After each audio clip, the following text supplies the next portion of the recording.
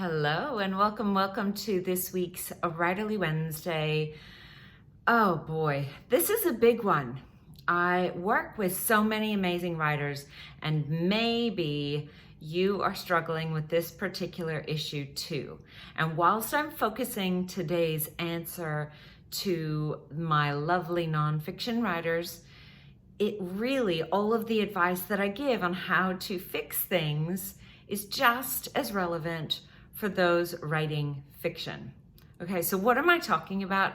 I'm talking about writerly paralysis.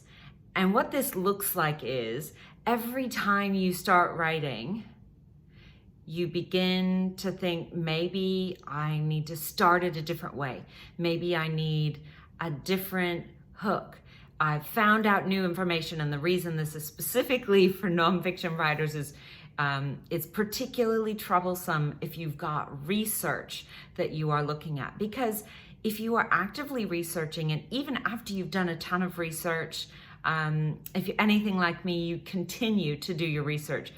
But here's the problem: you're always going to come up with new, probably interesting facts, and it doesn't mean you need to switch your story. So what I wanted to give you today on today's episode to help you pass that paralysis are some really easy ideas on what 3 things to do and 1 thing to stop doing to get yourself out of that writerly paralysis. And the number 1 thing is actually needing to deal with something that I want everyone to have, and that is know your why. Why are you writing this book, right? You need to figure out why you're writing it and have that front and center. Let it advise the next part, which is choosing an outline. It can be as basic or as intricate as you want, but number 2, I want you to choose one and move forward. There's not a single writer I know of, working writer, that doesn't tweak and chop and change their outline as they go.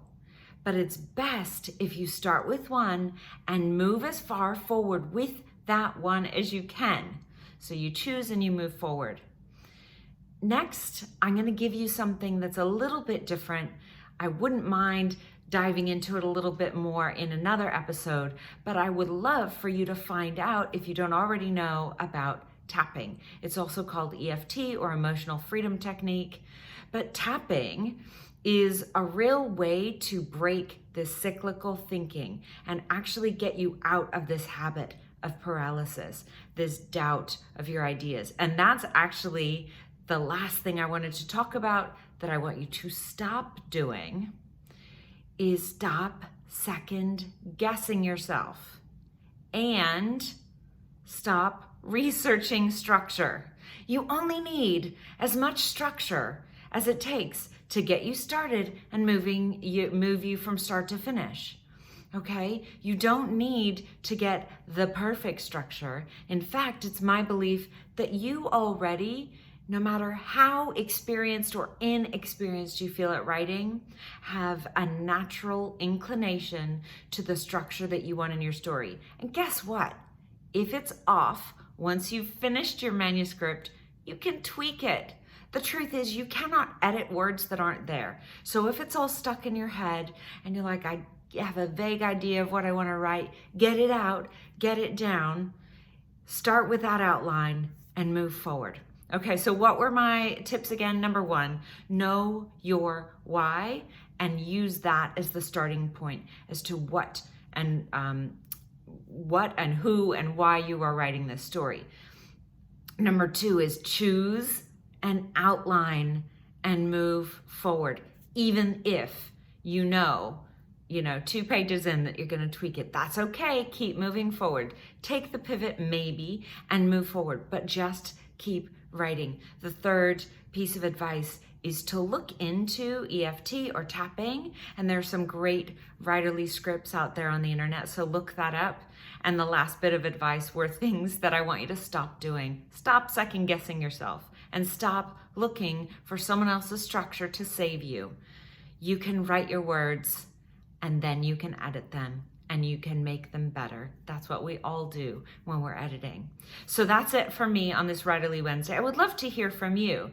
Number one, are you experiencing now, or have you experienced writerly paralysis? If so, have you tried any of the things that I've outlined?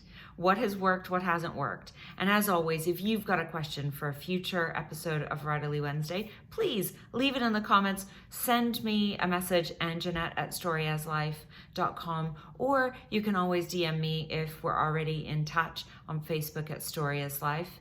That's it for me this week. I hope you have a beautiful writerly week and that you don't let that paralysis get you. Try some new things, build up that toolkit, and get to writing, because you have a story to tell. It's time to tell it.